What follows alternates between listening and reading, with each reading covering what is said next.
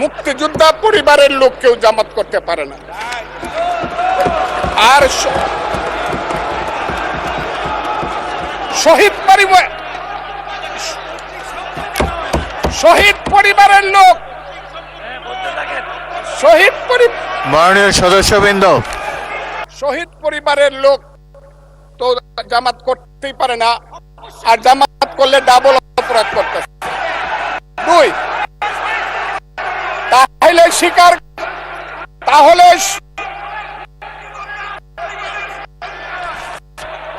মুক্তিযোদ্ধাকে যেভাবে 5ই আগস্টের সঙ্গে যোদ্ধাদের সঙ্গে তুলনা করা হয়েছে, 5ই আগস্টের যোদ্ধাদেরকে আমি ছোট করে দেখি না।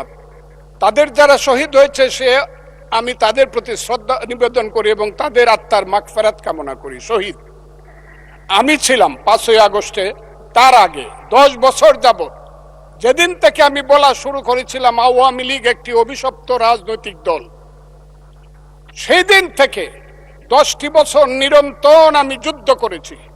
আমি আমার যেদিন সর্বশেষ 28শে অক্টোবর নয়াপল্টনের মাঠ থেকে 10 লক্ষ লোকের মিছিলটাকে ফ্যাসিস্টরা ভেঙে দিল, অনেকেই জেলে চলে গেলেন, অনেকেই পলাতক ছিলেন, হাজার হাজার নেতা কর্মীর নামে যেদিন যুদ্ধ হলো, সেদিন আমি বললাম যে আমি সংসপ্তকের ভূমিকা পালন করব, জয় অথবা মৃত্যু। আমি হাসিনা সরকারের বিরুদ্ধে সবকিছু করব। স্ত্রীকে বললাম তুমি বিধবা হতে পারো, সন্তানদেরকে বললাম তোমরা এতিম হতে পারো, কিন্তু শেখ হাসিনা সরকারের পতন না হওয়া পর্যন্ত আমার যুদ্ধ চলবে। এবং আমি বোধহয় একমাত্র ব্যক্তি যে 4 আগস্ট দুপুর 1টার সময় বলেছিলাম যে আগামী 24 ঘন্টার মধ্যে শেখ হাসিনা চলে যাবে, কারণ তার সরকার উত্তর সিরানা হয়ে গেছে, এবং 23 ঘন্টার মধ্যে শেখ হাসিনার সরকার চলে গিয়েছিল। আমি সেই আন্দোলনে ছিলাম। বলতে পারেন মিছিলে ছিলেন না, আমি মিছিলে ছিলাম না আপনাদের মতো, কারণ আমার বয়স 23 বছর ছিল, তখন আমি এরশাদ বিরোধী মিছিলের প্রধান নেতা ছিলাম আমি। কিন্তু এখন আমার বয়স 78 বছর, আমার ছেলে ব্যারিস্টার 5 বছর আগে, আমার ছেলে ইঞ্জিনিয়ার 10 বছর আগে, তারা 5 দিন পর্যন্ত বাসায় আসেনি, তারা মিছিলে গিয়েছিল, তারা কেউ বাসায় আসেনি। কাছে আগস্ট মাসকে আমিও খুব ছোট করে দেখি না, তবে কোনো কারণে আগস্ট কোনো বিপ্লব নয়, আগস্ট হলো গণ অভ্যুত্থান। সেই গণ অভ্যুত্থানকে যারা মুক্তিযুদ্ধ এবং মুক্তিযোদ্ধার সঙ্গে তুলনা করতে চায়, জুলাই যুদ্ধ এবং মুক্তিযুদ্ধ, তাদেরকে আমি বলবো, সবাইকে আমি বলবো, এই কথাটা বলাই অন্যায়। কারণ মুক্তিযুদ্ধ প্রশান্ত মহাসাগরের সঙ্গে ডুবার তুলনা করা যেমন, হিমালয় পর্বতের সঙ্গে টিলার তুলনা করা যেমন, মুক্তিযুদ্ধের সঙ্গে 5ই আগস্টের তুলনা করা ঠিক তেমনি।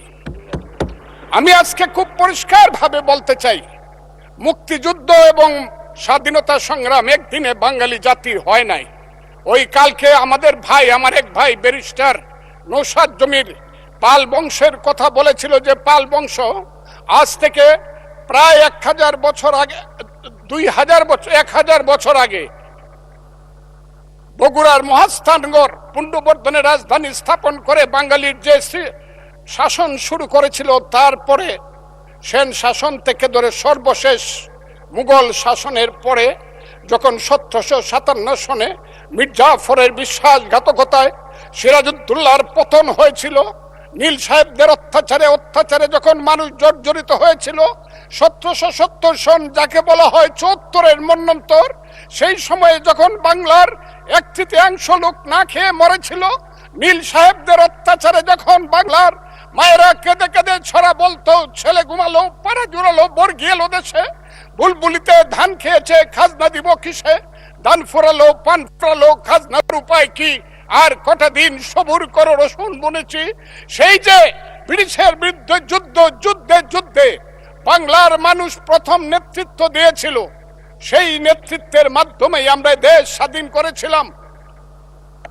আমি আজকে আপনাদেরকে বলি, 2005 সন থেকে ধরে 8 সনে ক্ষুদিরাম মের ফাঁসি, যে ফাঁসিতে গান হয় বাংলায় আজও একবার বিদায় দেমা ঘুরে আসি, সেই প্রফুল্ল চাকির ফাঁসি, এই যে যুদ্ধ, তারপরে চিত্তরঞ্জন দাস, এরপরে 190 বছর পরে একজন বাঙালি মুসলমানের সন্তান, বাড়ি তার বরিশাল, সিরাজউদ্দৌলার পরে প্রথম বাংলার সিংহাসনে বসল ওই দিন দেখলাম দুইজন মন্ত্রী সাহেব বললেন উনি মুখ্যমন্ত্রী। ন 1937 সনে যখন শেরে বাংলার সিংহাসনে বসেছিলেন তখন উনি প্রধানমন্ত্রী ছিলেন।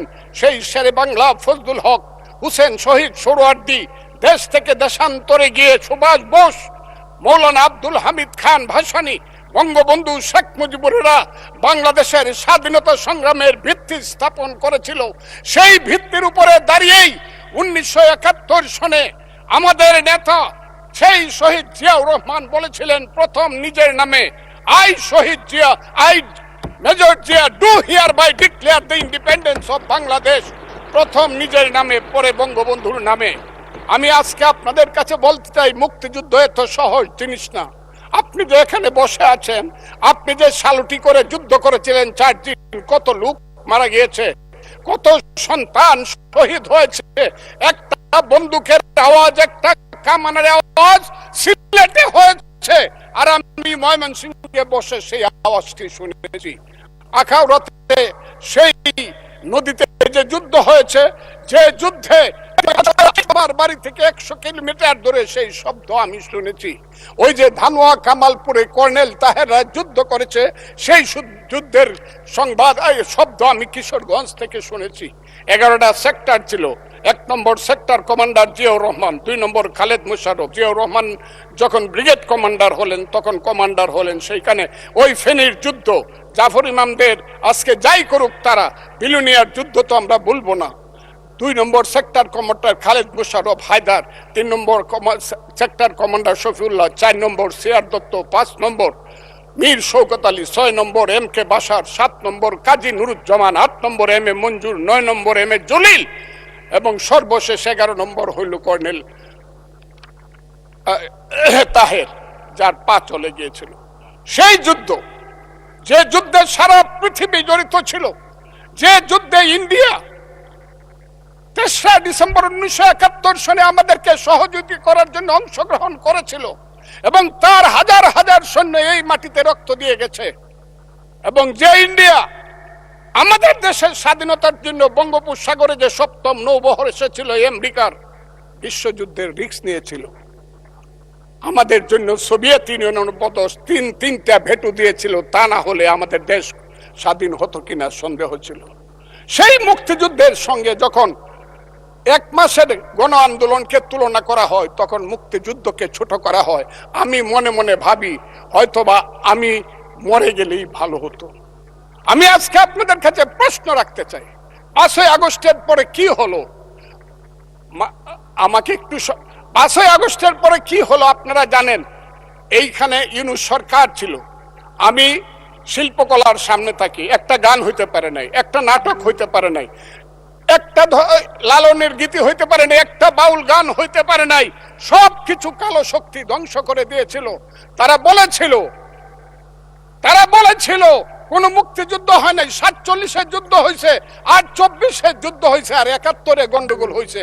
সেই দিন মুক্তিযোদ্ধা হিসাবে আমি বলেছিলাম, আমি বলতে পারবো কিনা কথাটা আপনি, এই আলবদর রাজাকারের বাচ্চারা, এখনো কিন্তু ফজলুর রহমানদের মতো মুক্তিযোদ্ধারা জীবিত আছে। এই দেশে মুক্তিযুদ্ধ হয়েছে, মুক্তিযুদ্ধ সত্য, 30 লক্ষ লোক জীবন দিয়েছে, এটাও সত্য।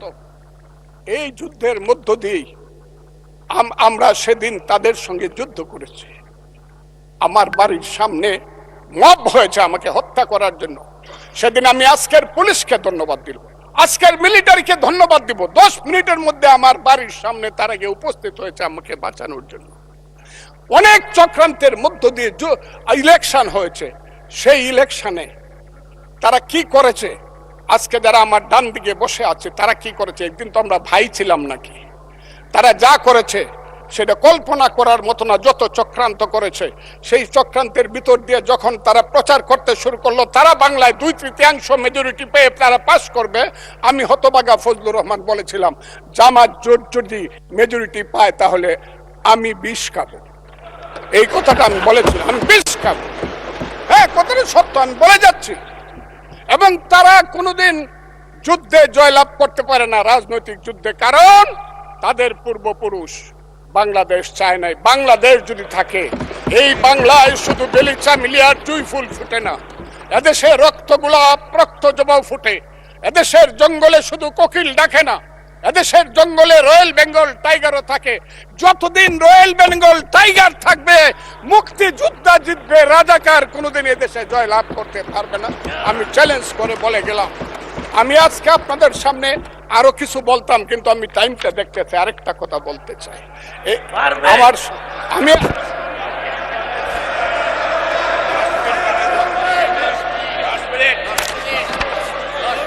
আমাকে 5 মিনিট সময় দেন, আমি শেষ করে ফেলবো। আমি আজকে আপনার সামনে শুধু বলতে এসেছি, মাননীয় সদস্য আরো 3 মিনিট দেওয়া হলো আপনাকে। আমি বলতে এসেছি, হ্যাঁ, আমার বক্তব্যের পরে বলবে আমরা কি মুক্তিযুদ্ধ করি নাই। যেমন বিরোধী দলের নেতা বলেন, উনাকে আমি অসম্মান করি না, সব সময় মাননীয় বলে কথা বলি, কিন্তু উনার দলের লোকজন এখানে বসে আছে, তারা আমাকে ফজা পাগলা বলে কথা বলে। উনি একদিনই তা বলে, তারা নাকি সভ্য, তারা নাকি ইসলাম। এবং উনি যে বলতেছে, ওদিন বললো যে আমার দাড়ি পাকা, আমার চোখের সমস্ত পাকা, উনি আমার চেয়ে 10 বছরের ছোট। আমার বয়স 78 বছর, আমি 48 সনে জন্মগ্রহণ করেছি, উনি 58 সনে জন্মগ্রহণ করেছে। কথাটা সত্য না মিথ্যা? মাননীয় সদস্য, আমি ওনাকে, আপনাকে কেউ এই ধরনের উক্তি করেছে আপনার সম্বন্ধে? এরকম তো সংসদে কেউ বলে নাই তো। এরকম না বলছি, করেছে। আপনি কেন নিজে টেনে? করেছে আছে এখানে উপস্থিত। আমি আজকে আপনাকে বলতে চাই, বলতে থাকেন, আপনি বলতে থাকেন।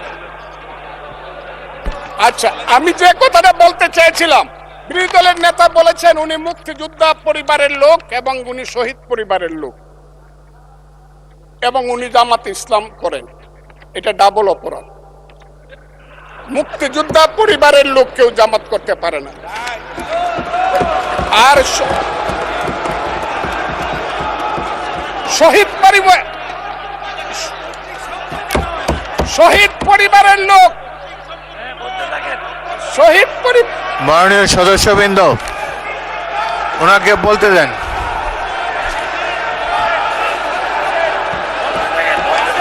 শহীদ মাননীয় সদস্যবৃন্দ, অর্ডার। আপনারা শৃঙ্খলা রক্ষা করুন।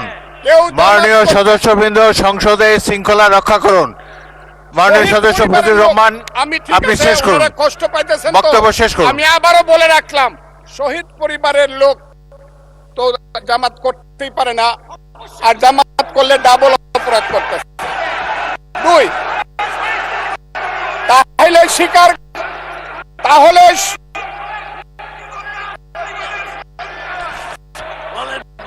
আমি আপনাদেরকে বলি, মাননীয় সদস্যবৃন্দ, আমি এক সেকেন্ড, মাননীয় সদস্য ফজলুর রহমান, বসেন। আপনি বলতে থাকেন, আমি আপনাদেরকে মাননীয় সদস্যবৃন্দ, প্রোটেকশন আশা করতেছি। মাননীয় সদস্যবৃন্দ, বসুন। কিন্তু আমার গলা, সংসদে শৃঙ্খলা রক্ষা করুন। ওনার গলা, আমি কিন্তু ওনাদেরকে খারাপ কিছু বলি নাই। বসেন।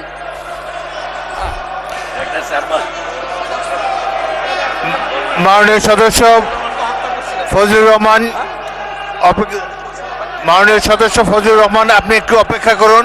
আপনি বলতে থাকেন না। মাননীয় সদস্যবৃন্দ, আমি Kazi Nazrul Islam, please sit down. আমি বলছি, প্লিজ সিট ডাউন। এই যে দেখেন, তারা বসেন।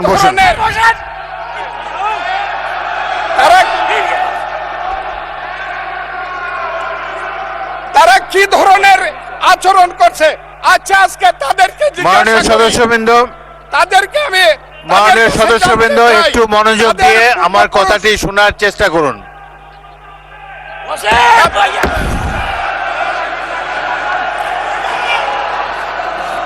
মাননীয় সদস্যবৃন্দ, গাজী নজরুল ইসলাম, বসুন। আমি আজকে বসুন। এই স্পিকারের কথা শোনার চেষ্টা করুন।